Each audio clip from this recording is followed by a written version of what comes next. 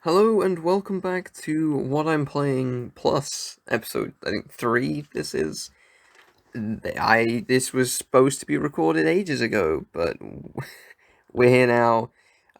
This is I think 2, maybe even 3 weeks on from where I was meant to. I actually haven't recorded anything. This is the first time I'm recording something in about since last Tuesday, I think. So what would that be? The 8th? I think like the 8th. So it's been like just over a week since I recorded something.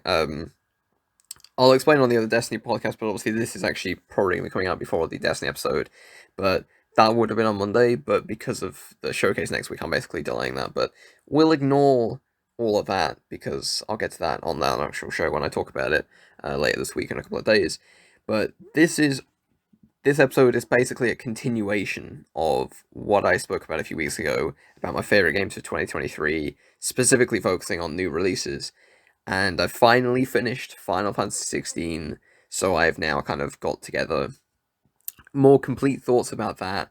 And I wouldn't mind focusing specifically on that to talk about it at some point, but that all depends how much I actually talk about in this particular episode. And so, first thing I will say though, I had written down here, so I have 4 games, but one of them I'm in sort of thinking about it, and I went back on it a few days ago. I haven't actually played it that much really. I just kind of threw it here as kind of like oh, this is like a surprising little game that I enjoyed quite a bit, so I thought I would include it. And that's Theatrhythm Final Bar Line, which is basically, I'll talk a bit about this, but I don't know if I really want to say that this is like a favorite game, but I had written it down to talk about it, and so that's what I'll do. Basically, for anyone who doesn't know, Theatrhythm is this actually I didn't realize this was actually the third game, I believe, or the fourth game. And it's basically a rhythm-based game, much like you would have in like Rock Band or Guitar Hero or something like that, where you play with the controller and everything.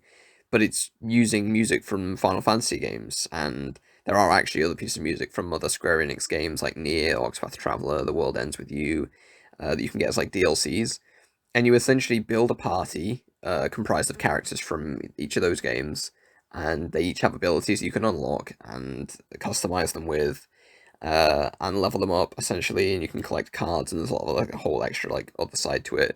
But you're basically building this party and leveling them up to make them stronger, and then as you play the tune to like you play the core gameplay is this rhythm based, just kind of like pressing the right buttons to the notes essentially.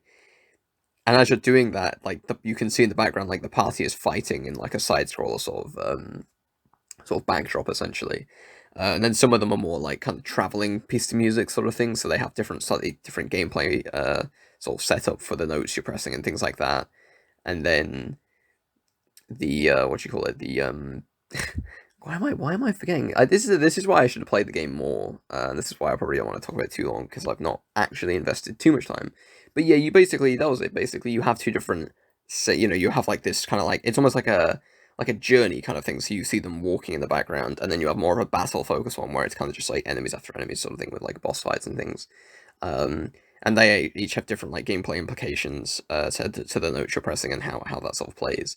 And it's honestly a really interesting game. I find that I think the reason why I put it down as like a favorite game this year was because one, it released this year, and two, it was just a really surprising game, and it's kind of come at a time where because of Final Fantasy 16, I've kind of suddenly become very much into a lot of Final Fantasy games just as a whole, and I'm curious to kind of check out more.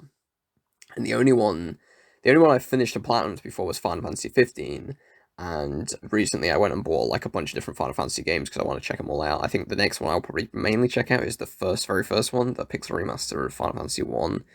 Uh, and either I'll finish that, and if I enjoy it, I'll go on to 2, 3, 4, 5, 6. But if I don't jive with it or anything, I don't quite enjoy it, then I'll probably try the Final Fantasy VII like OG, even though I want to play Remake, so I'm not quite sure how I'm going to handle that sort of thing, because I want to play Remake before Rebirth, but I did play Remake before, and I wasn't a huge fan of it, but I think maybe it just wasn't the right time, it wasn't really clicking with me at that particular point, because there were things I did like about it, so, yeah, I'm not too sure which one to check out, but Theatrhythm kind of came alongside all of those, it was something I picked up, because I was just like, oh, this is awesome. Like, I've wanted a rhythm-based game, and I when I saw it even earlier in the year, I thought that it was a cool idea, and so I checked out the demo, and I thought it was really cool, and then I just went and bought it, and I actually have it on the Switch as well because I wanted it physically, and so and I have it twice on both PS4, 5 digitally, and then on Switch physically.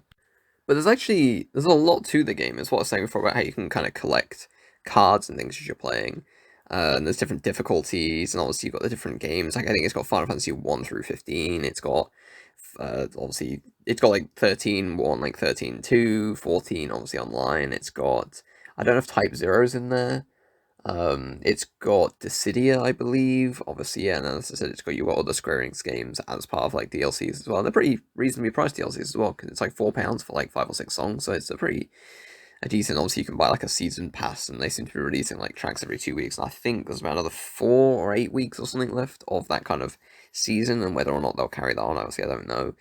Um, the one thing I will say is like it's an interesting playing this kind of game because I wasn't originally. I always have this like rule of like I don't want to play. I don't want to listen to music until I like play the game or watch the film. Really, or don't listen to too much because I kind of want to experience that music with the intended moment kind of thing. And I think there's a lot of songs that you kind of that give you that. If you wait till they're played at a certain time with the if they're played in the right way, they have a stronger effect that way. But that's kind of a difference since Final Fantasy because I have been listening to some of the other soundtracks. I've been listening to a bit of Final Fantasy VII Remake, more so the original. I think I've listened a bit to a bit of Kingdom Hearts as well, actually. Which Kingdom Hearts is another series I'm thinking of. I want to check out as well. I'm very curious. I've had Kingdom Hearts. I've had what is it? I can see it from here. I have Kingdom Hearts HD 1.5, I think that is, plus 2.5 Remix, and then Kingdom Hearts HD 2.8 Final Chapter Prologue, and I have Kingdom Hearts 3 as well. And I've had those for a while with the intention of playing them, I don't know when, but with playing Final Fantasy 16, I've been very much like, oh man, I kind of want to get back into that.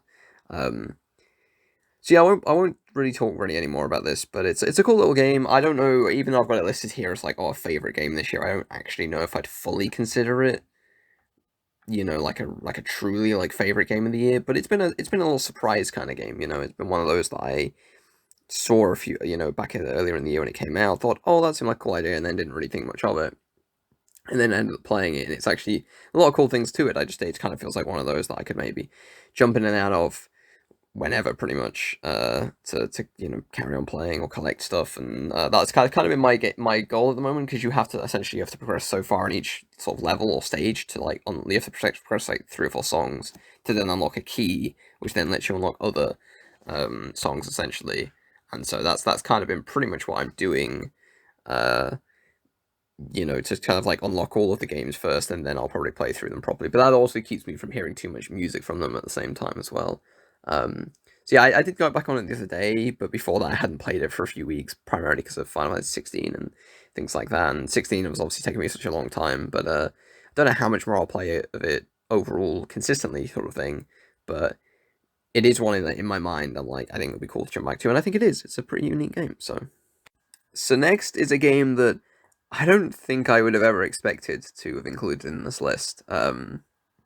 Really, like particularly at the beginning of the year, uh, and that's The Legend of Zelda: Tears of the Kingdom, which is this is a really interesting one. I feel like I have spoken about this before, but essentially my experience with Zelda's been it's very limited actually overall.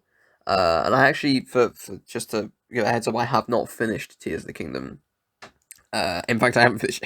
Well, I think Final Fantasy 16 in this list. Unlike the last episode, where I had finished the Dead Space remake, Resident Evil 4, and Jedi Survivor, but not Octopath Traveler 2. Here, there's only one game I've actually finished. Though I think every game here in this episode, besides Theatrhythm, I've played for like at least 20 hours or more. Um, but yeah, with Tears of the Kingdom, so I basically when I got I remember watching I think I do remember saying this before now, but basically, yeah, on like the previous episode, I mentioned it, but I watched a streamer called King Gathalion who was playing Breath of the Wild, obviously on Switch when it first came out, and I remember that just like totally sold me on the Switch, and I was watching his streams pretty much every day, and I just thought, not only does this game look awesome, it's so imaginative and so experimental and unique, and I was like, I really want the Switch for this, and so at the end of the year. I'd got a Switch, and that was that. I think I don't know if I got Odyssey at the same Super Mario Odyssey, but I think I got Breath of the Wild and then later got Mario Odyssey.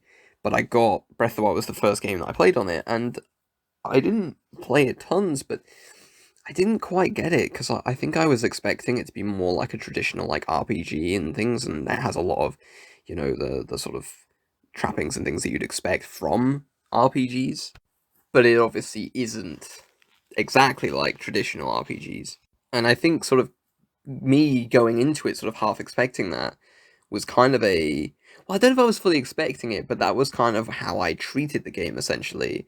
And so I remember hitting a point where I was like, oh man, I feel like I'm spending a long time playing the game and I'm not really making much progress. And I was like, I'm just going to try and focus on the story. And I went to the next. I don't know if it's Kakariko Village or something like that, but you go to one place where you speak to this sort of like sage lady, and she gives you like a history lesson or something that I remember half paying attention to.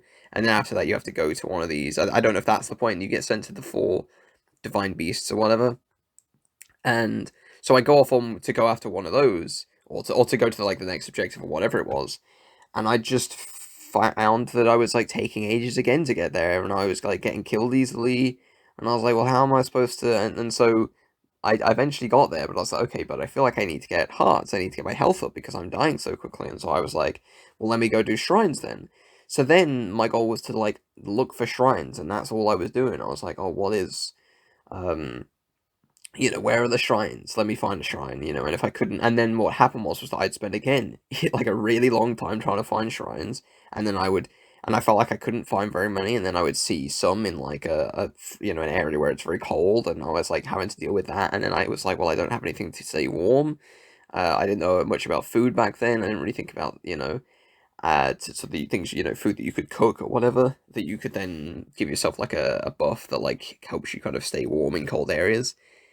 And I just found it like again, I was just spending more and more time and not making any progress at all. And I was just like, I totally get why this game is revered and why so many people love it, but I am just not feeling it. Like I just don't. It's not clicking with me. And uh, then I that was back in 20. I think the last time I played it was like 2018, honestly. Um, and I have a sort of similar experience with Mario Odyssey, but less so, because I think I did noticeably enjoy that more. And going back to it recently, I've been enjoying it more, but I'll talk about that in the next, probably next week on the What I'm Playing episode. Um, and so so I don't think I played it since 2018. So then going back to it before Tears of the Kingdom came out, I was like, okay, Tears of the Kingdom looks cool, but do I want to get it? Like, why don't I, before Tears of the Kingdom comes out, let me just go back and play Breath of the Wild and just sort of see how I get on again.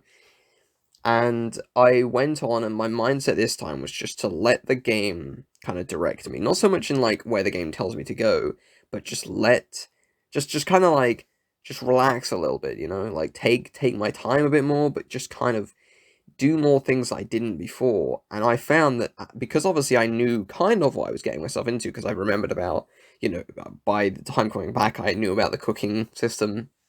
I knew about some of the abilities a bit more. Not too much, but like enough to be like, oh yeah, I remember this ability, when I got it again. But what I was doing was I was experimenting more. And not only was I experimenting, I was kind of like, trying different things, but also taking a different approach, but also letting my curiosity and letting the game kind of guide me without kind of being like, oh, I want this thing, I want more health. And what I found was that suddenly the game clicked with me. And I think what it is like it really made me notice like the emergent game design that it has in the way that, well, just the emergent systems. It was like when I got the it's not Ultra Hand is what it's called in Tears of the Kingdom, but there was the one in Breath of the Wild that lets you kind of pick up like metal objects, I think it is, or lets you pick up objects. I'm not too sure what it's called now. Um, but you come out of that shrine when you get it, and there's literally stuff dotted all around. And I learned about like picking things up and dropping like crates, and they break open, and then you collect what's inside them. And I was doing that, and suddenly I was like, oh man, like I'm starting to get it, and I was really enjoying it, and I was like, I don't know why I was so resistant to this, and I ended up, you know, I think I got off the Great Plateau, and I was kind of started to kind of just carry on playing it. But I was just like, I was looking at things in the distance, being like, "What's over there?" And I was just going there, And as I was on my way there, I was like getting distracted doing things, and I was fighting bosses. But I was also taking a different approach in combat, so I was also trying to like sneak around and attack enemies from afar with the bow and arrow, and that was resulting in things because you get like the critical hits for like a stealth attack or for the headshots or whatever it is, or for both. I'm not sure. Um, and suddenly I was finding combat. I don't want to say combat became easier, but it changed. It started to play differently. I had like a different experience, and I was like, oh my god, I'm finally understanding, why. Well, I said I always understood why people liked it, but I could never. It would never when I played it. I never really resolved it in the same way. And I think the conclusion I came to was that the problem I was having before was that I wanted the game essentially to be something it wasn't. Or, if it wasn't necessarily that, it was me being like, I want this thing. Like, I'm playing for the reward. And that's not the right way you play this game, as far as I can tell. You play this game because you want to be curious, you want to be messing about, you want to be trying different approaches to things, and using logic, essentially, to take a different approach. And I think it actually was I think this was in Breath of the Wild was the first time I tried this, but it was like I'd found like chilies or something. I'm sure it was Breath of the Wild. Maybe I think a similar thing happens in Tears of the Kingdom as well. But you find chilies and you make a sort of you cook a dish with them, and when you eat that, I think there was that actually, but there was also I was using like a torch and having that with being on fire or whatever. Um, and I did struggle a little bit on Breath of the Wild there, less so in Tears of the Kingdom. I think Tears of the Kingdom has a bit of an easier onboarding in that sense, but I was basically, yeah, just again trying things out, and everything played a lot better. I was, a lot more relaxed playing it without trying to be like, oh, I want this, and I didn't play for as long as I did before, but I felt like I had way more memorable moments. Just like for another thing I was doing was like trying to attack a group of enemies by like lifting up a great big like box or whatever and just dropping it on the enemy, and that was damaging them as well. And I think the first time I did it, I think I knocked myself over and then got killed by the enemy, and it was like a 1-2 punch almost from like But that was funny, and I wasn't frustrated because I was like it was funny. I was like I could laugh at, and that so I kind of took that mindset, and I did get Tears of the Kingdom, and I went into Tears of the Kingdom with that, and it was just very much the same, and it was just awesome. Like, and for the first time I'll say for the first time with Breath of the Wild, but also kind of continuing and happening again in Tears of the Kingdom, especially with the abilities they got there, with like the fuse ability and the Ultra Hand. I was kind of like learning, but I was also experimenting a lot more. And I was also just letting my curiosity just guide me. What is over there? What's that? Oh, I can see that in the distance. Let me go over there. And I wasn't bothered about the time it took to get there. And I was encountering enemies along the way, and sometimes I had encountered like a stronger enemy and things like that. But that was just part of the world kind of thing, and I overcame a lot of those obstacles and challenges, and it felt a lot more. I don't know, like I just felt like everything flowed a lot better, and I think obviously I've not finished Tears of the Kingdom, but I think this is going to be going up against this. If I play more, I mean, I don't know when I'm going to get back to this, but for me to go back to Tears of the Kingdom, I want to go back to it. Maybe I'll end up restarting. I don't think I want to restart it, but maybe that'll be the best way to play it.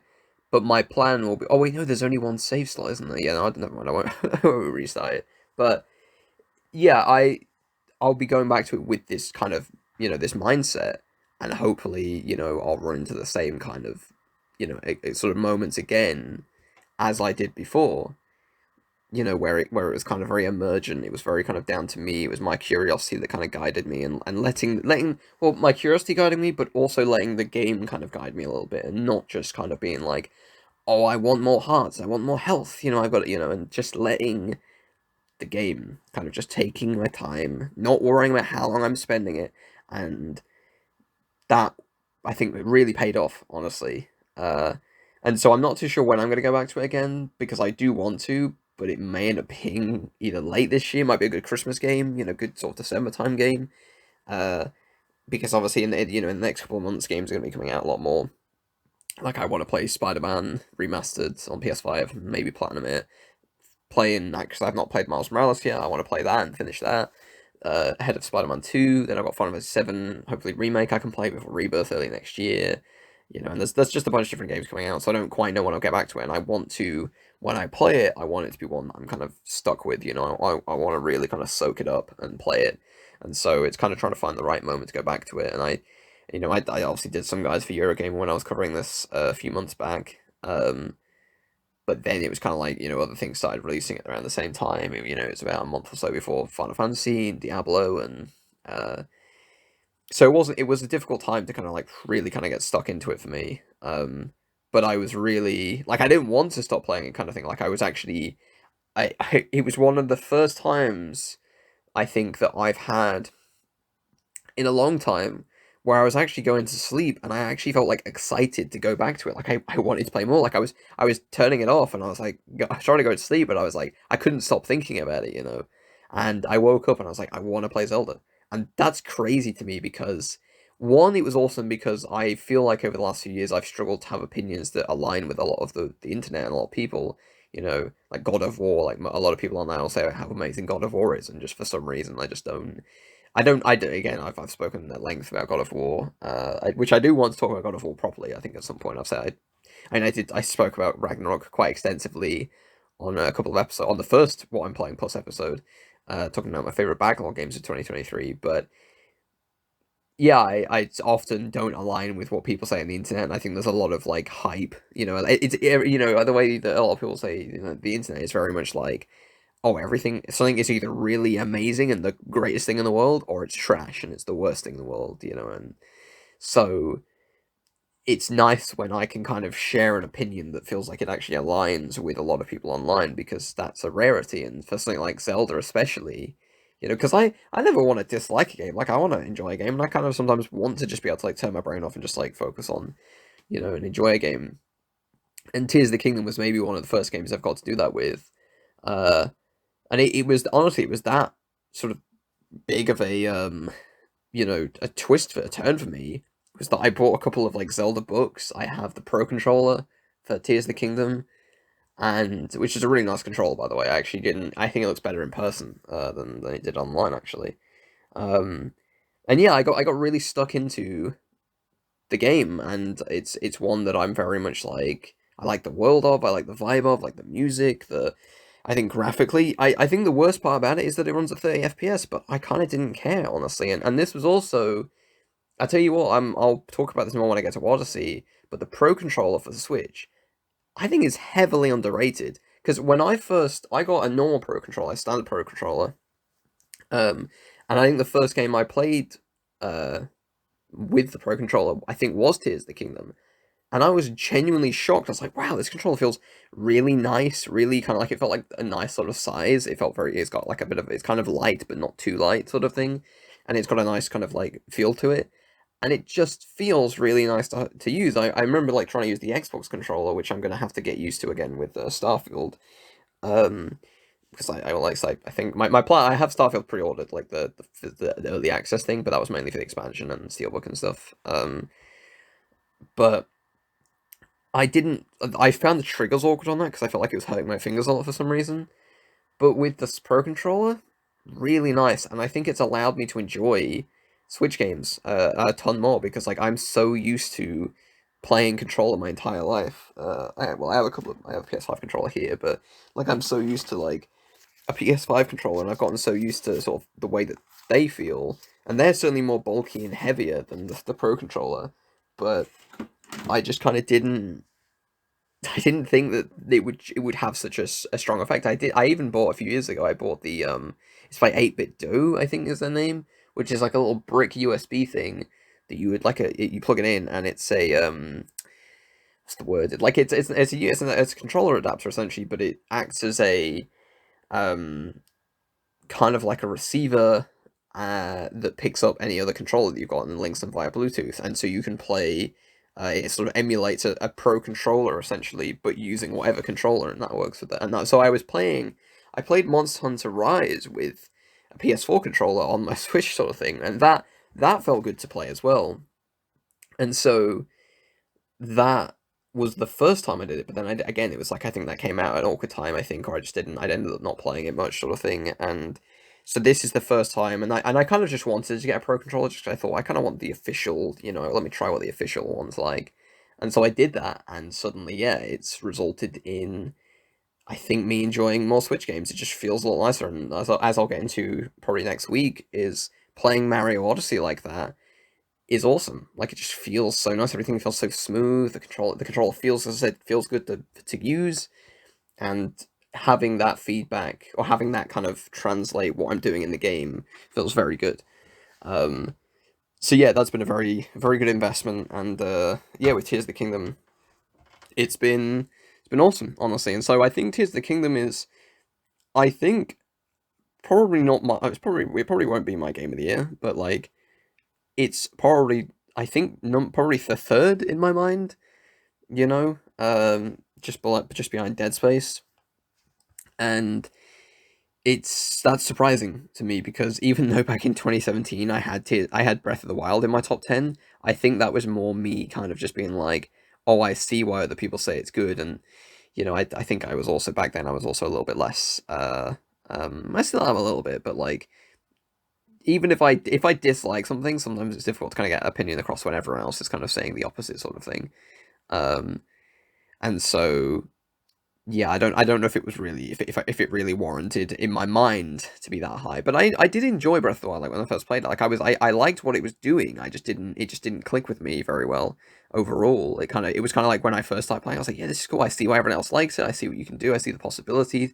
But I never really got there myself, and I think sort of struggling for a while eventually just sort of wore me out, and I just kind of lost interest. And yeah, and then that journey continues this year. As this year has become a very big, I think I've played my Switch more this year than I have in the last 6 years, maybe since I got it. In late 2017, so I guess 5.5 years.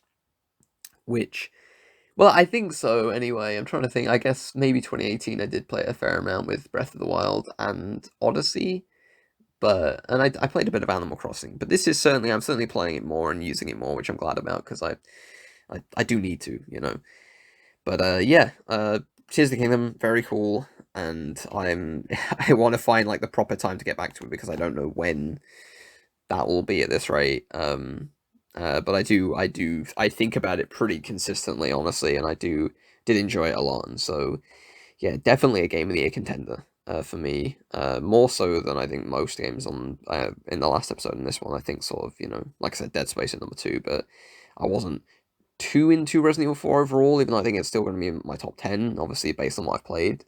Um, but not like it was like, oh, Resident Evil 4 is like Game of the Year contender. Um, even though there's lots of things I like about it. Yeah, and so sort of this next game is another game I haven't finished, but I played this around 40 or 50 hours. I've actually gone back to it recently, playing with a friend on a different class, and that's Diablo 4. I never really anticipate this to be a Game of the Year contender, but it's also one I have very few issues with. And so, yeah, I think my biggest issue, if sort of quote unquote issue, is that sometimes I do wish like it was a third person action game, but I was also like, well, not only is that not what Diablo is, you wouldn't get the same amount of controlled chaos that kind of makes up Diablo's core gameplay if you weren't playing it from the isometric camera angle. And so, essentially, yeah, I've not finished the campaign, but I've messed around 40 or 50 hours, as I said. I've hit level 50, I think I'm 51 on my sorcerer, which is my main character. And then I'm like level nearly 20 or something like, or over 20, I think, on a rogue, which I'm playing with a friend. And I want to go back and finish this so I can get like the mount, and so I can maybe check out some of the seasonal stuff. Because I got like the Ultimate Edition or whatever, so I have the Battle Pass or whatever. But I played this a lot, and the reason why I'm so high level and not finished the campaign was because when the game came out, I was doing guides for Eurogamer, and one of the things I had to do was go and get all the collectibles, all of these statues. If you've played the game, you'll know the Altars of Lilith in Skothglen, which is the region at the top of the map. And I was having to go and find all those and take pictures of them, and all that, and put together that guide, and that took quite a bit of time. And so as I was running around, I was doing like public events and things like that to try and like level me up and try and get myself on the same, because I think it is actually the second area you go to, like it's where Act 2 takes place, I think. But I was essentially, yeah, just like running around doing a lot of side content pretty much to sort of, get my level up. And as I just, play the game kind of thing and just sort of mix and sort of doing some stuff for the guidance, whilst I was also doing side content. And that was kind of, that also made up a lot because I was also getting distracted in the open world. I was doing a lot of side quests as I was playing. And one of the altars I actually had to go and do some of Act 2 because it's in an area that you don't actually get to unless you do a bit of the story, and so I had to kind of eventually go and do some of that. And I think I've nearly finished Act 2, and then obviously I think there's Act 3, 4, 5, 6, as far as I know. Um, so I do want to go back and finish it, so that, like I said, so I can play the seasonal stuff, and just because, I need to finish it. But yeah, as I said, it's one that I've not really got many issues with, and it really surprised me because when I played the beta, I was going to play the beta because I said, I'll just check it, see what Diablo's like. Not too sure if I'll like it, but it is also a loot game. It's an RPG. It's kind of a very, I won't say an old school kind of game, but it's been around for a long time. This is the first game Blizzard have made for Diablo in about 10 years nearly, I think it is. I want to say, maybe a bit less than 10 years, I'm not too sure exactly. I think was it 2009, 10, sorry, 11 even? Um, that's a total guess. I could have a look, but let's see. Let's again do my live findings. 2012 according to Google is when it came out. May 15th, 2012. So yeah, so it's been out. So it's been like 11 years pretty much since the last Diablo game, and also Diablo 3 has been going on for a while with its seasonal structure and things like that. But this is the first proper like fully fledged Diablo game since then, and so this is, and I did play a bit of Diablo 3 and I did enjoy it, but I don't think I quite understood what I was doing for a large amount of the time I was on it. And so yeah, I sort of think I was kind of in a mindset of like, I don't know if I'm going to be super into Diablo 4, but I think I'm going to be into it, like it's going to have certainly things I enjoy. And in playing the beta, I remember getting to level 20 and getting the little wolf cub, like, backpack thing that you could get or whatever on a backpack. I don't know where it sits on you, like, cosmetic or whatever, and hitting level 20. But I was there being like, man, I actually want to play more. Like, I was kind of annoyed. I was kind of like, man, it's a shame that the beta's ending. It's also a shame that the game wasn't, because when I played it, it wasn't the server slam I played. I played the second beta, I think, or maybe it was the first beta. Um, and that was a really interesting experience because I just didn't anticipate enjoying it as much, sort of thing. And so that kind of made me interested enough and to lock in a pre-order pretty much for it. Um, but I also wasn't too sure on their seasonal model. I sort of spoke about this on a previous episode of what I'm playing, but where I was kind of surprised. I thought they would take a seasonal approach like Destiny, where it was like they're adding things to the game so that you're kind of like carrying on with the same character and leveling them up over time and building them up. But instead, they're doing like almost like a temporary activity or temporary mechanic that you get to mess about with, and you have to create a new character for it and all that stuff. And a lot of people have been praising it, but I just don't. I'm surprised because a lot of people I'm seeing praise it are from the Destiny crowd, and I'm sort of shocked in that regard. But not because like, oh, how they're praising another game. It's just basically for context, a lot of things people are praising that Diablo's doing, bar a couple of things. They're things that Destiny has done before, and people didn't like them. And that this isn't the first time this has happened. This happens quite often with people in Destiny. People are very much like they don't. They kind of like be like, oh yeah, that sounds really good, and they just take what devs say, and they don't actually kind of consider that before they've criticized that kind of thing when Bungie did it, sort of thing. So yeah, I was kind of a bit turned off by the season model because I was like, oh, no, it's almost like you're just playing to complete challenges and level up a battle. I was like, where's the permanence to what you're doing in each season? Like, basically there's nothing because they've said that everything you earn in the season that's unique to that season, which for this season is the malignant hearts that are like really powerful items. They said that they won't be sticking around after the end of the season, so it's basically there for a temporary thing, and then it goes. And the character that you have in the season carries across to like it goes from the seasonal realm to the eternal realm at the end of the season, but obviously it gets removed all of the seasonal properties from your character. And I don't know, I just find that's not particularly appealing, but at least the game at its core in itself, I think Diablo 4 is a strong game, and I really can't point out many issues with it so far. I think the world's really cool. I love the sort of setting of it is really cool because it's just. I mean, I'm a big fan of like fantasy games. You know, I prefer fantasy over sci-fi typically. And you get characters like Lilith, and she's really awesome design, and you know, having the different classes and different armor and different aesthetics kind of across the game and things like that is really cool. And you know, I really got a kick out of the combat in the game, which was surprising because I just didn't anticipate it. I'm like playing my sorcerer and just having all these different spells going off, and it just gets really chaotic. It was a lot of fun until I had to fight spiders. That's where it became less fun. That's my biggest critique about Diablo's spiders, but that's just any old fancy RPG for you. So yeah, there's not really too much else I can say here. I think it's a cool game, honestly, and it's one I want to go back to, but I also think it's a very mood kind of game. Like, it's very much like I have to be in the mood to play it, and so if I don't quite feel like playing it, which right now I don't fully feel like that, even though I want to, like, it's kind of one of those, like, oh, I want to, but I don't know when, you know, I'm kind of waiting for the right time, and, you know, I can be very sporadic with games at times anyway, so, yeah, I don't know when I'll get back to it properly, but it is one that I would like to go back to, you know, at some point in the future, whenever that may be. Probably before the end of the season, I think. You know, maybe I might even check it out before next week, because obviously there's a new Destiny season next week, and so maybe I'll get back to Diablo before then, just to try and check it out and play a bit more of the story. Maybe I can get the story finished. But I am playing Mario Odyssey right now, so that's kind of taking up my time primarily. And I also want to start Final Fantasy. I'm kind of very much hooked on a bunch of other games at the moment, so it's difficult to know when I get back to it. But that's like my perpetual state of being, is like always like struggling to find time to do stuff, particularly playing new games and stuff. And watching stuff. I'm terrible at watching stuff ever.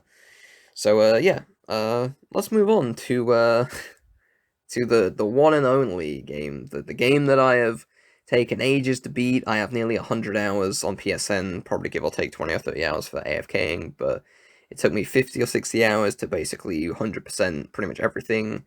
And that is the absolutely glorious Final Fantasy XVI. So I don't know where to start with this game, because this game is probably I think it's not only, like, I'll be honest, like, I don't want to be like, my approach to this was like, I don't want to say things like my game of the year, because like that kind of gives away when I might cover it later in the year. But I don't think there's anything wrong with saying that, because, you know, some people might not hear this, some people might not get to this point, so, you know, there's that as well. But I think Final Fantasy 16 is my game of the year this year, and I have I don't think anything else is going to beat it. And I'll tell you, it's that good that this is probably one of my favorite games of all time. I absolutely adore this game. I think there's so many things. It's so funny because there's so many things about Final Fantasy 16 that I could criticize, but I just feel like it never really, like, all of the kind of criticisms, like, you know, like the RPG elements, I wish were a little bit deeper, and I wish there was more going on there, and the pacing of side quests, and, you know, maybe the game is a little bit too long overall. I don't know, but I also just, there's so much about it I just love. I love this world. I love the characters. I think the story is awesome. I think the boss fights are some of the best boss fights in any game I've ever played. Graphically, at times it's not always amazing, but generally I think it is. I think it's also to do with the fact that there's like a I heard about, like, I don't really know. I've not fully noticed it drop. It doesn't look bad, but the game, sometimes the game looks really amazing, and other times it doesn't look as like detailed, and I think that's to do with the resolution. But generally, like, I shouldn't say anything. It's not a negative towards the graphics, because generally it does look very good graphically. It is a good looking game. Um, but this is basically everything I want from a game, more or less, and I just can't believe. I've always said that when I think of like my favorite games of all time, and I've always said Uncharted 4 is like number one, you know, I just like the Uncharted series kind of all as one. And I think this is up there. I think like it's that good that even like I love Uncharted, I have a very deep connection to the franchise, and I think it is like my favorite video game franchise. But Final Fantasy 16 is very close, I think, to that mark. Because I just think it's just got so much of everything, and it's like when I'm playing or I listen to the music, and it's so. And oh, by the way, the soundtrack in this game is so fucking good. It's so good. Like the soundtrack is so good. Like I mean, I'm a sucker for good soundtracks, but this game's soundtrack is just one of the best, if not one of, like, it's just, it is basic, like it's perfect. It's so good. And that's like, I'm just talking about the soundtrack there. I have like a bunch of notes written down on my notepad here. I've got a bunch of notes that I'm looking at on my laptop because of this is so I wrote this like a while back, so I'm kind of like looking through these, but it's like I just don't know where to start, but like it's honestly a lot of people will, I think a lot, like I had some people saying that they found it boring, and I think I can understand why a little bit. There are certainly like, boring points of the game, but there's just something very kind of endearing about a lot of fun, about a lot of this game. At the same time, whilst it's also very admirable, and it's also exciting, and it's also hype as hell. Like it's like so grand scale and over the top and imaginative, but it's also amazing at nailing these like really somber and quiet moments, in the story. And it goes up and down over this whole spectrum of everything, and it has an amazing cast of characters that are so many are memorable that I remember basically all of their names, more or less, you know. And as I said, it does suffer, I think, when it's, in the RPG department. Like, it doesn't quite nail kind of like, I wish there was more going on where it was like the gear mattered more rather than just being like a number kind of thing. And, initially I was like, oh, I wish it changed how you look, and it's only really the sword that changes.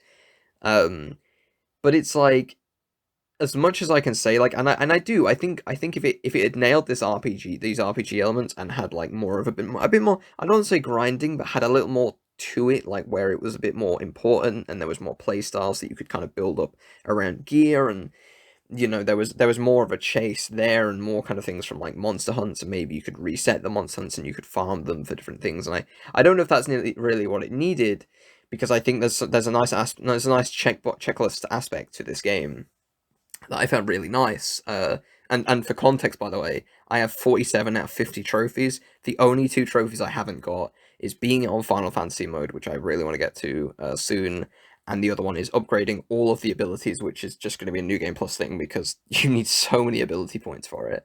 But I've gone and cleared up all the combat trophies. I've done all of the hunts. I've done all of like the collectibles on like the wall that you can get. I'm going around and I'm gonna go back on it and really just grind some money so I have some going into New Game Plus, and also maybe buy some resources, just kind of set myself up a little bit more. Um, I've my plan is to try and buy like one of every item so that I have one. Not only I think I have all the accessories, I've got like one of every sword just for collection purposes, one of all of the ram braces on all of the belts. And I've fully upgraded the wind icon Garuda, and the rest I've kind of still got to fill out a lot. I think I've upgraded all of like your core skills around in the circle, not the Ifrit ones. There's like three Ifrit ones at the center, and then you've got the circle ones around. I've upgraded all those. I will also just quickly. I'm going to try and keep this as spoiler free as possible. Maybe talk about some gameplay stuff, but the story I'm going to avoid. But the story of this game's so good. Like I can't. It's one of those. I just don't even want to say really anything. I don't even want to give too much of like my emotional reaction to the game, because I don't really want to taint anyone's experience. Then again, if you like, I'll be honest. Like, I'll from this point on, I'm not going to spoil anything story wise, but I will talk more about my maybe reactions to certain things. Not anything specific, like, oh, here's how I reacted to this thing, but like just how I felt after finishing the game and things like that. And so if you don't want to hear that, like, don't listen anymore. But just for those people that if you're listening at this point and you don't want to listen anymore, if you're at all interested in action games, or you want a deep game and just a really awesome world to get yourself lost in, you should 100% go and buy this game.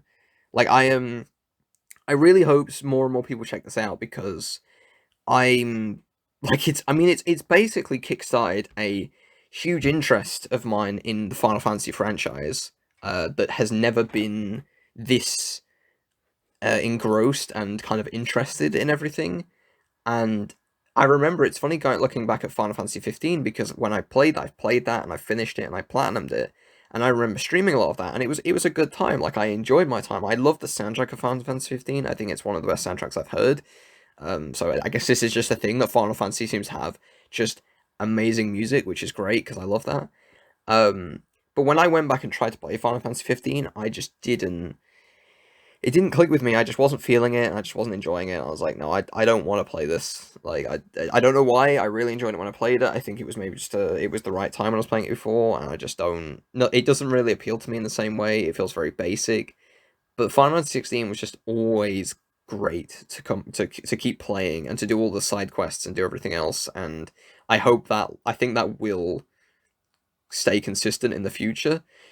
One thing that I think is a bit of a mini critique that I have is that the Final Fantasy mode is only for New Game Plus, and I kind of wish they would let you start a fresh game save on Final Fantasy mode. I think that would be more interesting, because if I come back and replay the game, I don't know if I want to replay it on action focused difficulty, which is the highest you can get. You have story focused and action focused. I kind of wish I could just jump into a harder difficulty. So maybe they'll change it in the future. There is a possibility they're going to make some DLC for this game. I'm very curious to know what that'll be. I think there's many different directions they can take it in. I hope they don't try and change the ending though.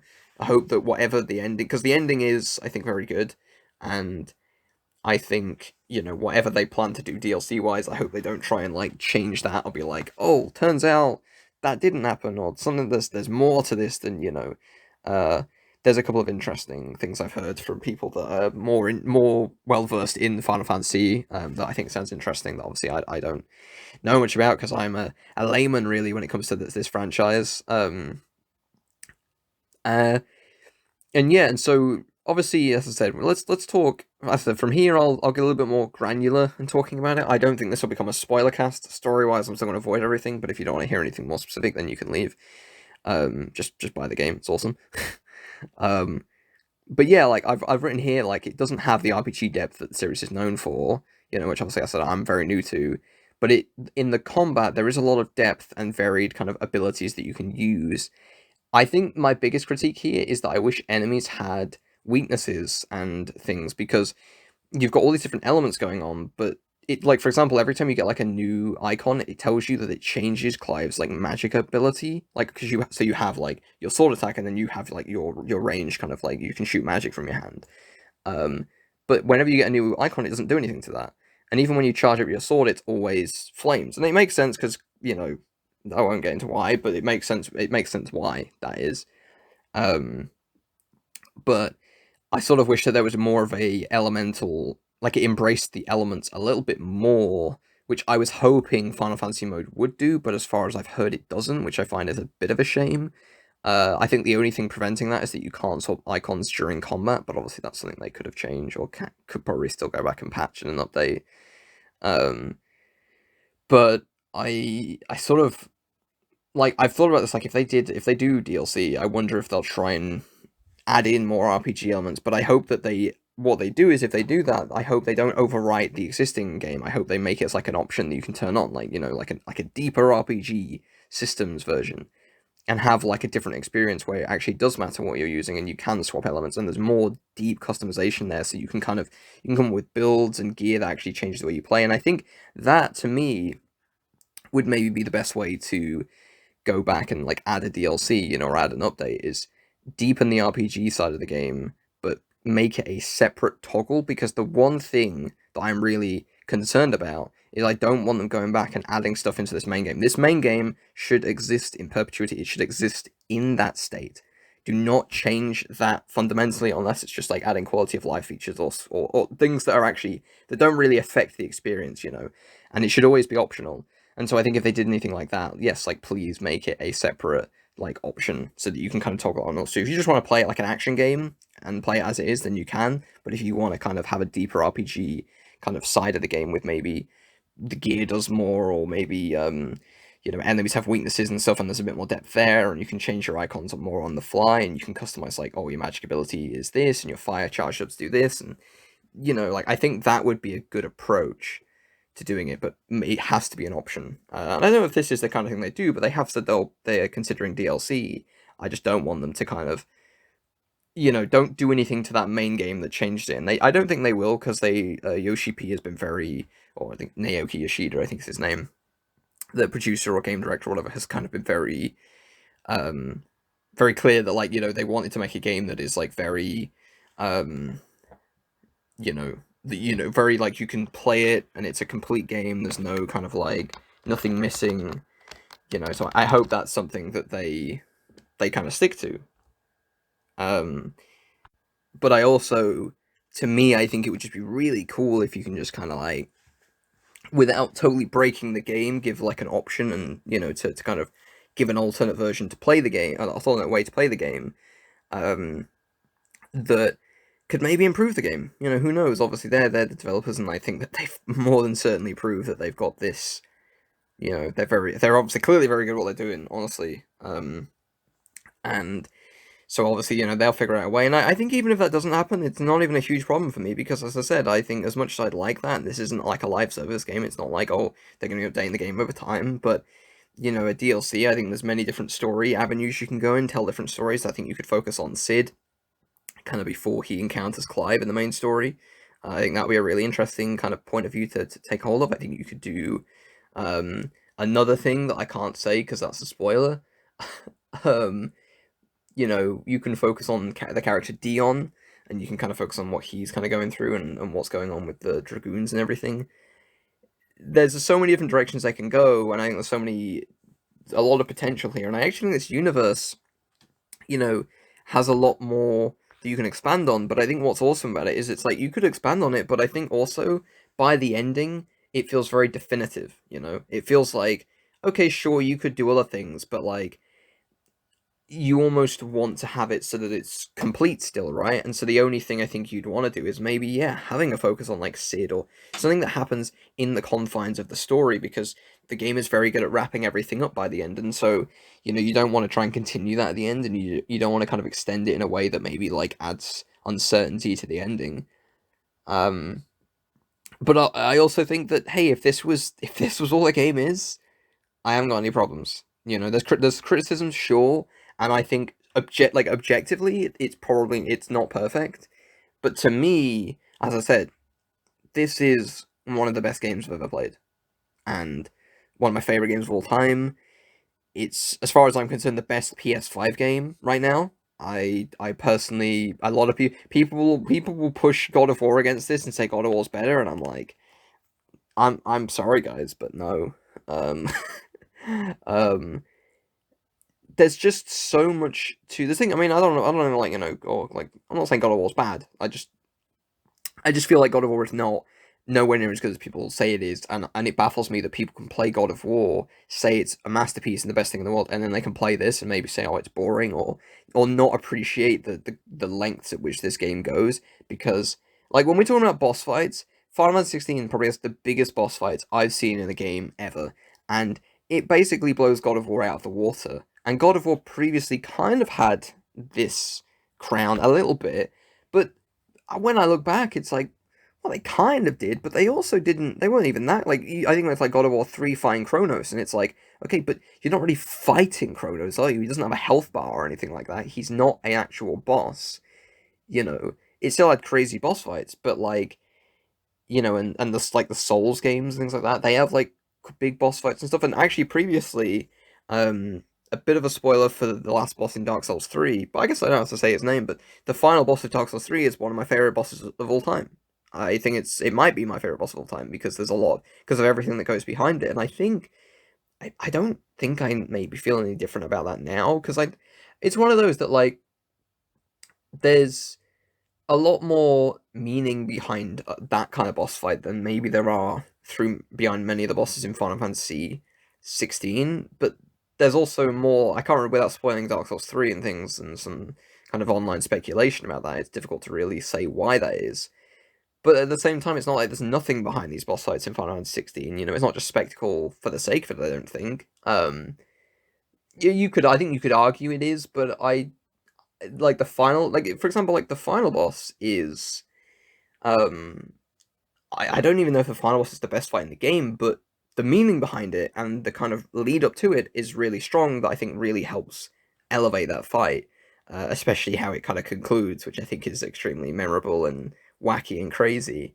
Because because like I don't find that really, and this is why I want to replay Final Fantasy 16 as well, because I feel like as much as I enjoyed the story, I also felt like there's a lot of things I got confused at from time to time.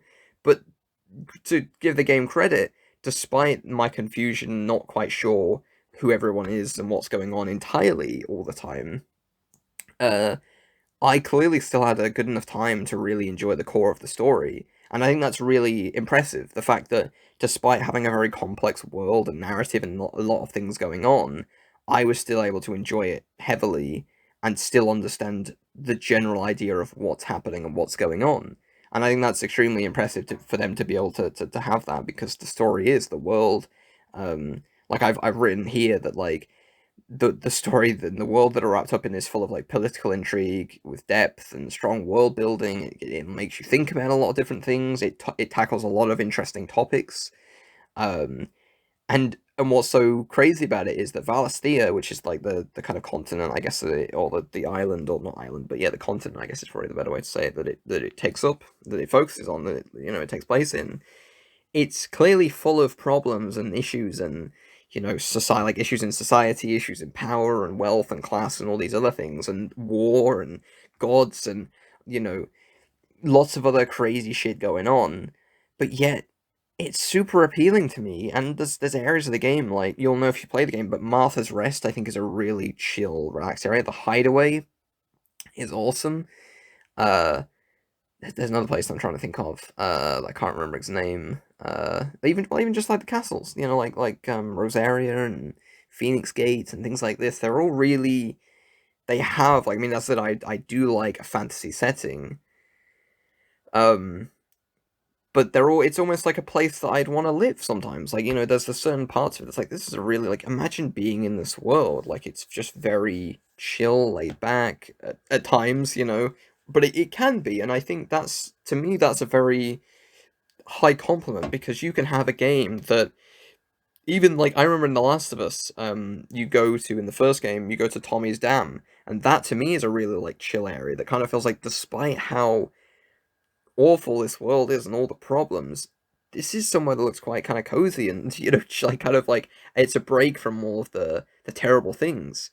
And Final Fantasy 16 does that very well as well. That you kind of do, you get a proper sense of, like, hey, the world might be in turmoil, everything might be in, a dire state, and not very great, and not great, not very good, and things, people are suffering and things like that. But yet this world also is very appealing, and not just for its visuals, but its townsfolk and its overall vibe, and just, a lot of the characters you meet are very friendly, and they all very different personalities, and it's just full of so much heart and strong writing. I think that, you know it kind of makes, the world is appealing, and you get a sense of that through both the story and the side quests, and you almost, like, all these characters, like, you want to know these characters, you wish you could meet them, sort of thing. Like, they're so real and, I think, grounded in a lot of ways, even if on the flip side there's fights with, like, a flaming phoenix in the sky, and like some demon, like, and it's crazy, and it's all over the top.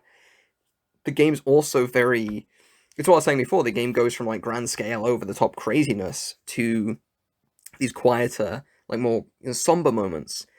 And I think that's super impressive, the way it does that, and especially how that pays off for me personally, where it's like, oh yeah, this is a world that I'd in some ways like to live in. Maybe not exactly, but you could imagine it being, like, quite a relaxing place. And again, I'm totally biased to, like, fantasy, medieval kind of settings. Obviously, it takes a lot of inspiration from medieval Europe, which is, I love that saying. So maybe I am a little bit biased, but still, with all that awful stuff going on, it's really cool that the game can make me feel like that. So yeah, just looking through my post, I don't quite know if I've got too much more to say. I will say, there's a couple of things. So one, I love how dense this game is, and I will say, even though I was criticizing God of War earlier, one thing that I do like about the newer God of War games is that it feels so dense. It feels like if you want more of these characters in this world, like, you can get that, whether through side quests, or an extensive story, or and I do really enjoy that, and I like how some of the end game stuff in God of War does kind of focus on continuing and wrapping up some more of those stories. and it gives you more dialogue, and that's one thing I do like about the new God of War games is I do quite enjoy the story and the characters quite a lot. Um, but then it doesn't have the crazy boss fights. I think it forces these RPG elements and they don't really fit. And when I think back to when I think about playing God of War, I don't think about the RPG elements. I think of the action, the combat, and I find that that's not as good as it. I think the combat's decent, but I think that you're almost like, because there's this like RPG side looming there, and it never quite feels like it feels like it's overly complex for what it needs to be, and it doesn't really give you proper. It doesn't really change the way you're playing. It doesn't really give you much. Like, there are builds and things you can make, but it feels like a lot of effort and a lot of work, and I just don't think that's what God of War needed.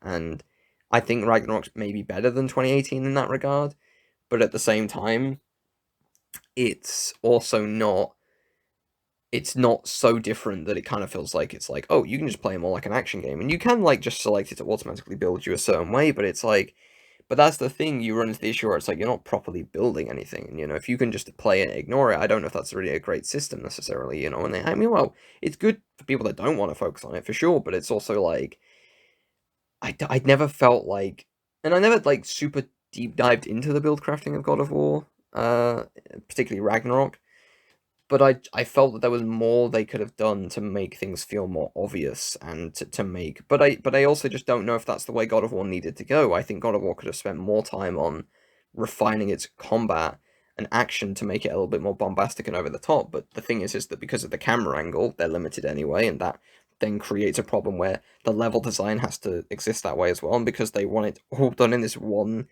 shot camera, that causes problems itself. And one thing that's really frustrating about God of War's level design, that I think it's actually pretty bad that they decided to, or seemingly decided to opt against easier freedom to move around the world over because of this one-shot camera. But it's like when you're playing Final Fantasy XVI, and it's the same in Mario Odyssey as well.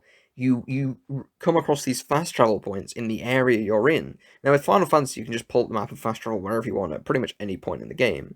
I think even during story sequences, which I don't know how that works. I've never tried it, and I don't really want to because that feels like it could easily break the game. But I'm sure it'll be fine. I'm sure they've tested it, obviously. I don't think you can't always do it. Like there's certain points where it stops you, but then a lot of the time you can. Um, but it lets you teleport anywhere. Now I don't think they needed to go that far necessarily, but it's nice that they go to the point of like, oh, anywhere in this region or anywhere in the world, you can just teleport. Mario Odyssey works in the way where you can teleport anywhere in the kingdom you're in, but if you want to leave the kingdom, you have to teleport back to your ship, the Odyssey, and then you like throw Cappy onto the globe, and then you select the other place. But that's fine because you're still being able to like be like, oh, okay, I'm like on the other end of this kingdom. I don't want to run all the way back. Let me just fast travel back and get there. But God of War is not exactly too bad. Like you don't have to run all the way through. Like Jedi Fallen Order, for example, is very frustrating in that regard because it is if you're deep in the level, you have to run all the way back, literally to your ship, and I find that was it's so obnoxious, and I don't even know why they kept that, why that wasn't changed. And Jedi Survivor thankfully fixes that, because you can fast travel at anywhere at any point. But and of course it's not like Spider-Man, where Spider-Man you can kind of like zip around the city sort of thing, and fly around, and that's like it's a fun way to traverse, and you never really feel trapped. Uh, but in God of War, you have to find the fast travel points, and then you have to like you have to go through the animation to like lift the rock to the door, and then it opens your list of places you can go to, and then you can go to other realms. And the fact that you can go to any realm at any point with those is nice. But I'm just like, that wasn't my issue. My issue in God of War 2018 wasn't the realm travel table where you could travel to like different realms through that room, or that's how you got there. My issue was the fact that it was like these levels feel so boxed in and so restrictive to just moving around the level that it's just a pain to move around. And I really think God of War could have benefited from just kind of going the route that Final Fantasy goes, by embodying just being able to like teleport anywhere pretty much. And I think going back to Final Fantasy 16 in particular, this Final Fantasy 16 feels exactly like what I kind of wanted from God of War 2018 and Ragnarok, And as I said, whilst many will say like, oh no, but God of War's better, it's like I can't agree to that at all. And by what I mean by saying it's Final Fantasy 16 is what I wanted from those games is that Final Fantasy 16, even though it has the RPG elements there, like IGN, I didn't fully watch it because I didn't want to spoil anything, but they made a video that was like saying like why Final Fantasy 16 is more of an RPG than God of War Ragnarok or like whatever or not. Oh, sorry, no, sorry. They said why God of War is more of an RPG than Final Fantasy 16. And like I know what they're gonna get at, and I think I did watch a bit of it, and they were talking about the builds and stuff, but it's like I totally disagree because like even though they are correct by like definition, I think I find that Final Fantasy has a lot more trappings of open world and RPG games than God of War does, and it does it way better. You know, to me, Final Fantasy is everything God of War could have been, and whilst it doesn't nail the RPG side, I don't think God of War does either. So it's like Final Fantasy just doesn't really dabble in that element, but gets pretty much everything else right. God of War doesn't get everything right and struggles in that regard anyway. So it's like, sure, you could say it's a better RPG, but is it a better RPG? Or is it just by definition because it has more RPG systems in the core gameplay, maybe that is why you're saying it's better? You know, and maybe there's more to it, but it's like, I don't know. When I play Final Fantasy, it feels like an RPG. The kind of conversations you're having with people, the world you're in, the not only well, it's not an open world, but it's very open. I actually think the level design of Final Fantasy 16 is awesome as well. Um, very something that I think more games could do like that, where you have like you know a location you can go to and many different areas within that, but it's kind of it's still kind of wrapped. It's still boxed in into that particular area. I think that's a cool level design, with fast travel points all around it. Um, but this game just remains a video game at its core, and it's not afraid to get crazy. You know, but that doesn't mean it's mindless either. Like it can go over the top and crazy, but it doesn't totally lose its way and do stuff that's like totally ridiculous to a point of like, man, this is silly now. Um, and I guess that maybe the biggest issue outside of like maybe wishing the RPG elements were better, which again, as I said, RPG elements not could have been more, but the combat and all the abilities and everything feels really good, and I think it could have just been a little bit more, TLC, and a little bit more kind of like connecting to the RPG side of like Final Fantasy, and I think you could have ended up with something even more special than it was. But at the same time, maybe they just wanted to make a crazy action game, and that's kind of what they went for. And I know a lot of people will say, I think just on another note, a lot of people are getting caught up in the like, because some people are saying like, oh, this isn't Final Fantasy, and it's like, I think what people are not getting across is that it's like, stop saying it's not Final Fantasy, because as far as I know from a lot of people that love the franchise, a lot of people say that no, it is Final Fantasy. Even Naoki Yoshida, Yoshi P was like saying that no, it is. Like he listed a bunch of things that make Final Fantasy up, and a lot of people are saying no, it is Final Fantasy. Final Fantasy isn't just the RPG or the turn-based or anything like that. It's it's the world. It's a certain type of game. It's not a type of gameplay, but it's a like it's great gameplay or whatever. It's not. And Square Enix probably feel like they have to evolve the franchise a little bit, and I think that's fine. But I think it's getting caught up in it. People are getting caught up in that a bit too much, because it's like, I think you can still have kind of what you want by having more, RPG elements. And I think that's the crux of the problem. I feel like with the game is it's at least in terms of if it's Final Fantasy or not. I've always seen Final Fantasy as a game that's kind of very varied in its settings, varied in its gameplay, and does a lot of different things, and that's why I've heard about mechanically and system wise in the older Final Fantasy games. Um, so I don't quite subscribe to the fact that it's not Final Fantasy for that reason. Um, so yeah, I think, as I said, I think my biggest critiques are the RPG elements, but just outside of that, it's one of, like I said, the best PS5 game, and just awesome. And I'm looking actually at my other notes that I've got written here, and what do they say here? Yeah, I don't know what I'm writing there, but yeah, so it's also got, as I start wrapping it up here, I didn't mention too much about side quests, but I was gonna say that, the side quests can be slow, but they do get better towards the end. And some of the later ones are really good, because they're very character focused and things like that. There's also a really interesting, like, arcade mode style thing, which I only got to play around with the other day as I was getting like the trophy where you have to beat a boss without getting hit, without taking any damage. And the arcade mode is basically like you can replay stages from the games with their boss fights, and it grades you on each encounter, and then gives you like a score at the end, and then gives you accolades, which are kind of like medals sort of thing. And then if you beat the boss without getting hit, you get a medal. What's interesting is you get these medals called uh they're something like they're called like Medal of Valor, and you can get one I think for every main boss in the game for like beating them without taking any hits. But they don't actually sit anywhere in the world. They just it's something in the menu, which I find kind of disappointing. But I do like the fact that the game has some kind of significant, like well, significant, but it has some it has some significance. You know, you can actually beat something, and it's telling you in the game like, oh, you know, you did this. Here's a thing for it. Um, and with the accolades, I sort of wish you could actually view all the accolades you've collected, because that would be like another collectathon style thing where I would go and I would try and like get all those at like one of every accolade sort of thing. I think that'd be fun.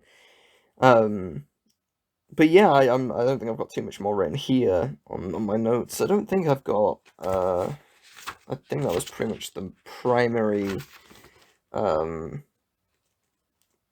sort of writing I've got on Final Fantasy 16 in my notepad. Um, but yeah, I think generally, as I said, I think this game is just perfect, honestly. And as much as I can like criticize certain things, it sort of like pales in comparison to like, well, it's good, you know. Uh, it's and it's one of those that, like, I just need to. It's difficult to kind of like find a point to talk about with this game because I feel like everything is so good, you know. And I guess this to kind of wrap it up here, what I wrote here saying this is what video games can be.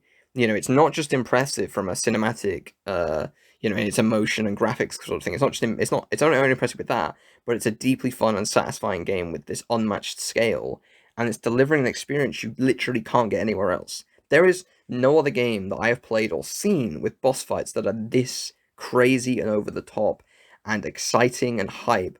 And actually, I guess what's funny, as I said earlier, I'd get into my reaction to the ending and things like that. Um, but I guess that was I never actually got into that stuff, and I won't get into too much of what happens, obviously, or I won't say anything about what happens.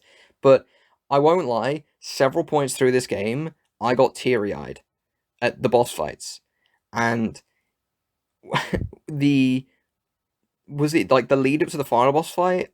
I got teary eyed just watching it and listening to the music, and I was like, this game's just so good. Like, I just can't believe this game is so good. Like, it's hype, and it pays off like every single time. And which I feel like God of War doesn't do, by the way. That's kind of what another thing as well is that God of War has a lot of hype, but doesn't quite live up to that. No, it does sometimes though. There are some really good moments in God of War, not to but yeah, with Final Fantasy, I got teary eyed, and to the ending, I was teary eyed, but it actually got me for the first time. Like when people think I don't know if it's like the expression where you sort of like choke up or whatever, but I genuinely like felt like I got teary eyed, but it felt like I actually did start crying a little bit from the ending.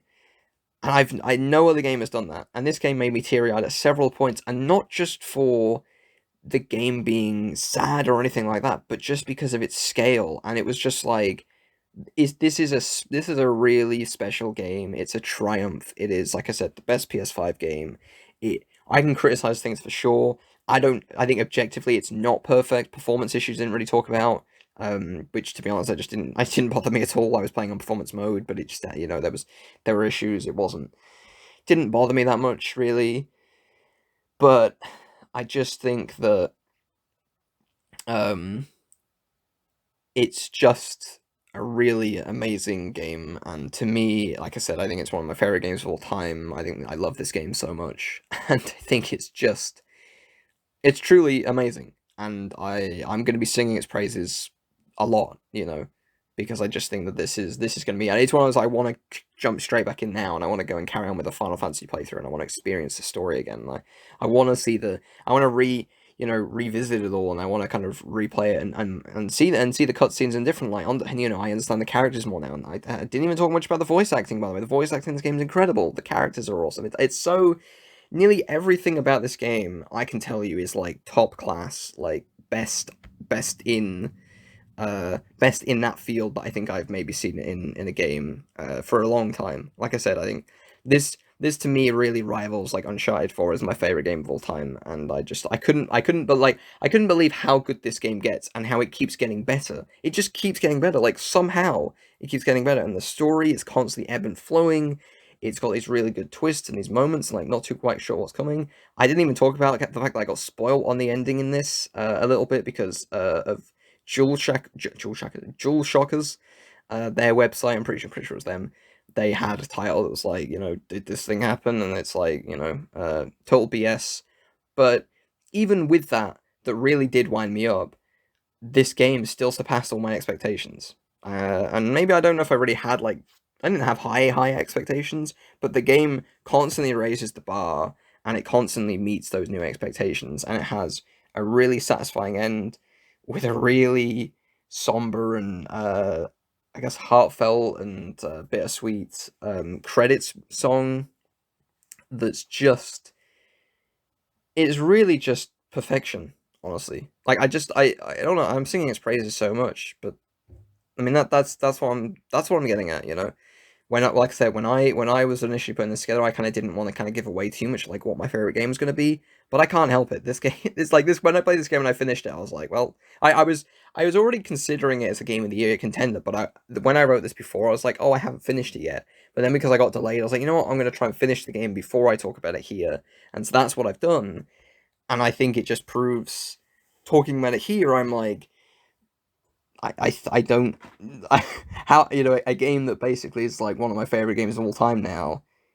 It's going to be difficult to not say that's game of the year, and I'm very I guess proud I guess or whatever to say that this is a my game probably my game of the year because I just think it's truly amazing, honestly. And I know it seems like a hit or miss thing for some people, and I get why some people would find it boring at times. I think there's a lot of good criticisms you can fire towards it, whether it's its story or its characters or analyzing all these different things. But to me, I just love this world. I love these characters. It's one I want more from. Yet I'm also very satisfied with what I've got. I don't feel like anything was cut. It feels well rounded. It's just it's like there's that I haven't seen The Boys, but there's like that clip where he's like saying, "Oh, everything, all right down to a T," or like whatever he's saying. Everything was perfect. Everything, like there's his Homelander or something, his name, whatever. Like it's like that's me with this game. It really is. I just think this game is a special game, and I think it's awesome, honestly, and I highly recommend it to anyone, especially if you're into action games. If you want a world to get yourself lost in, or a story, or these, a really awesome experience. It's a long game for sure. I can get why someone would say it's too long. Maybe I think it's too long. I don't really know. I think it was a little bit too long. Like especially towards the end, because like I said about the pacing of the side quests isn't very good. They like to dump side quests on you out of nowhere. Uh, and yeah, it's something they do fairly often, and right near the end, I think they give you about 12 or 15 or so side quests, which is funny because typically they're only giving you 3 or 4 at once, so right before the final part of the game, you get this utter just list of things to do, and it's a little bit annoying, but at the same time, I wouldn't have it any other way because I think this game is magical and special and awesome and crazy and just unbelievable. I think this is like I said. Let me just quickly while I'm here, I'll read you my tweet, and I think my tweet is a good summary of what I think of the game overall. So I tweeted this 5 days ago, August 11th, when I wrote this. When I finished the game, sorry, it was like a few minutes afterwards. I said Final Fantasy XVI is an absolutely legendary game, a triumph, and the best PS5 game I've played. I have not had a game be so consistently entertaining, grand scale, and awe-inspiring as this, maybe ever? Question mark. It's not perfect for sure, but I loved it nonetheless. Genuinely incredible, and I think that just sums up. I think that's a good summary of like what I think of it overall, really, because it just really is just pretty much perfect. I mean, as I said, there are issues with it. Sure, like I could totally. There's totally things you can criticize, 100%. Like I would not say otherwise for sure. But to me, they pale in comparison to the greatness of this game, and I think this is awesome game. I think it's incredible. It's 100% would recommend. 10 out of 10. Well, I think it's a 9 out of 10 objectively, I would say, but personally, I can't fault it really. And there's, well, I can fault it, but it's like, but what I'm getting at, right, is everything else is so good that the pros massively outweigh the cons for me. So there's things I could criticize, but I'm also like, oh well, I'm not dissatisfied. I'm not, like with God of War, I think I felt dissatisfied. I felt like, okay, you did these things really well, but I felt like you didn't hit this, and that made my enjoyment less. But Final Fantasy 16 is just truly incredible, and like I said, the best PS5 game I've played, and I was like thinking, like, am I running away with that? Like, is it really the best PS5 game I've played? I'm like, I don't even know what else I would say is the best PS5 game right now. I could maybe say Dead Space, but for me personally, like, I'm sort of like, well, I think, Dead Space is also, it's horror, it's kind of a niche, but I think for me personally, it's between those two. It's Dead Space and Final Fantasy 16. It's like my favorite games on PS5 right now. But Final Fantasy is much more my kind of thing. I think it would in a lot of ways appeal to a lot more people. Um, and yeah, so I'll leave this totally rambling section here. I think I've spent like half of the I think I've spent like half of this episode is basically talking about Final Fantasy 16, but that's exactly what I wanted because I wanted to talk about it at length, and I think it's a really amazing game, and I've said that about 1,000 times now. Um, with a lot of stuff in it. It's very dense, very cool, and I plan to go and beat it on New Game Plus at some point. Hopefully soon, but it's also like I've just spent like but the game came out 22nd of June, and I've been on it since I finished on the 11th of August. So took my time with it, but just I don't know, can't complain really. It's funny. It's been annoying because there's a bunch of other stuff. Like I was ready to move on because I wanted to play other stuff, but at the same time I was just like I don't want to finish this game. I want more.